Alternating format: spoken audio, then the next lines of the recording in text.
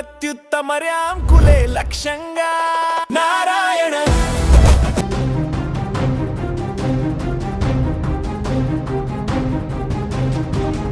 ప్రియుడు మోజులో పడి కట్టుకున్న భర్తనే అత్యంత దారుణంగా విషమిచ్చి ఆ తర్వాత 12 అడుగుల గోతి తవ్వి దాంట్లో ముక్కలు ముక్కలుగా చేసిన తన బాడీని పాతిపెట్టి 2 సంవత్సరాలుగా తన భర్త విదేశాల్లో ఉన్నాడు, సేఫ్గా ఉన్నాడు, అక్కడ జాబ్ నిమిత్తం వెళ్ళాడంటూ 2 సంవత్సరాల నుంచి అందరిని నమ్మించినటువంటి ఒక భార్య ఘాతుకం ఇప్పుడు బయటపడింది.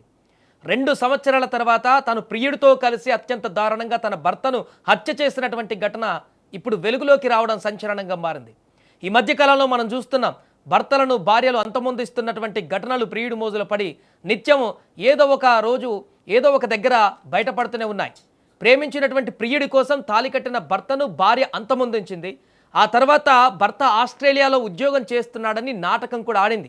ఇలా అందరిని నమ్మించి 2 సంవత్సరాల పాటు కాలాన్ని గడిపింది. ఆ తర్వాత ప్రియుడితో రాసలీలలు కొనసాగించింది 2 సంవత్సరాలు. చివరికి ఇప్పుడు దొరికిపోవడంతో అసలు గుట్టు రట్టయింది. 2 ఏళ్ల క్రితం జరిగిన ఈ ఘటన ఇప్పుడు ఆలస్యంగా వెలుగులోకి రావడంతో సంచలనంగా మారింది. గుజరాత్లోని జామ్నగర్లో దారుణం చోటు చేసుకుంది. ఈ యొక్క దారుణం జిగ్నేష్ మావాడియా అనేటువంటి ఒక వ్యక్తికి పృథ్వీ అనేటువంటి మహిళతో పెళ్ళయింది. అయితే పృథ్వీ అనేటువంటి మహిళకు పెళ్లికి ముందే ఒక లవర్ ఉన్నాడు, అతనితో ఎఫైర్ ఉందంట. జిగ్నేష్ మావాడియాను పెళ్లి చేసుకుందే కానీ ప్రేమించినటువంటి ప్రియుడిని మాత్రం మర్చిపోలేకపోయింది ఈ పృథ్వీ. ఒకవైపు అతనితో సంసారం చేస్తున్నట్లు నటించి పెళ్లి చేసుకున్నటువంటి వ్యక్తితో చాటుమాటున ప్రియుడిని కలిసేది, ప్రియుడితో ఆ రిలేషన్ని కంటిన్యూ చేసేది, ప్రియుడితో తమ బంధాన్ని కొనసాగించింది. ఈ విషయము ఎలాగో అలాగో భర్తకు తెలిసి దీంతో భర్త భార్యను హెచ్చరించాడు. భార్యని ఇది తప్పు అంటూ చెప్పేటువంటి ప్రయత్నం చేశాడు. అయితే తమ బంధానికి భర్త అడ్డుగా ఉన్నాడని భావించింది పృథ్వీ.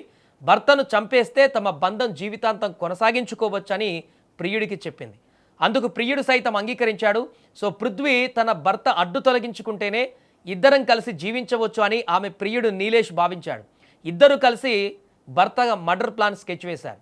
2 ఏళ్ల క్రితం పృథ్వీ తన భర్త జిగ్నేష్ మావాడియాను హత్యకు ప్లాన్ చేశారు.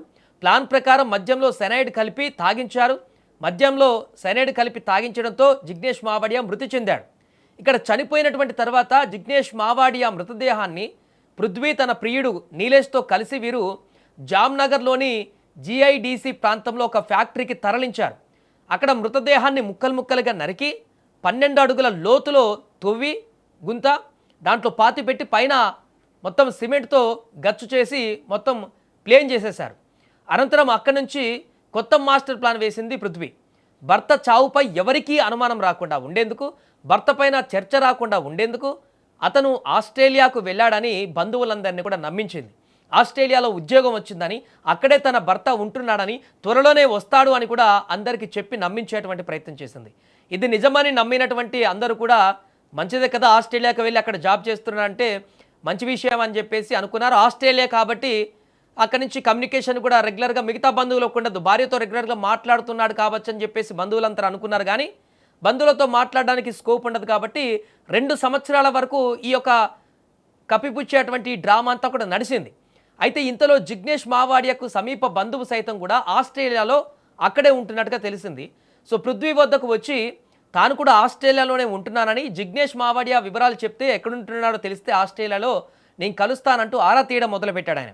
దీంతో పృథ్వీ కాసేపు నీళ్లు నమిలింది. ఆ తర్వాత ఏదో అడ్రస్ చెప్పి తప్పించుకుంది. అయితే ఆస్ట్రేలియా వెళ్ళినటువంటి అశోక్ జిగ్నేష్ మావాడియా గురించి ఆరా తీశాడు. ఆమె చెప్పినటువంటి అడ్రస్ దగ్గరికి వెళ్ళాడు. ఆ తర్వాత మొత్తం ఎంక్వైరీ చేసి అసలు జిగ్నేష్ మావాడియా అనే పేరుతోటి అసలు ఆస్ట్రేలియాలో ఎవరు లేరు, ఆస్ట్రేలియాకు రాలేదు అనేటువంటి విషయాన్ని తెలుసుకున్నాడు. ఆస్ట్రేలియాలో అతడి పేరుతో ఎలాంటి రికార్డులు లేవని కూడా గుర్తించాడు. దీంతో అశోక్ వెంటనే ఇక్కడ ఇండియాకి వచ్చి పోలీసులకు ఫిర్యాదు చేసి నమోదు చేశారు. పోలీస్ కేసు వెంటనే ఫిర్యాదు తర్వాత పృథ్వీ ఆమె ప్రియుడు నీలేష్ను అదుపులోకి తీసుకొని వెంటనే పోలీసులు కూడా విచారించారు.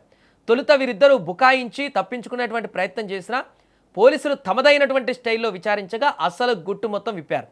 తమ బంధానికి అడ్డుగా ఉన్నాడని భర్తను తన ప్రియుడు నీలేష్తో కలిసి హత్య చేసినట్టుగా ఆ భార్య పృథ్వీ ఎట్టకేలకు పోలీసుల ఎదుట అంగీకరించింది.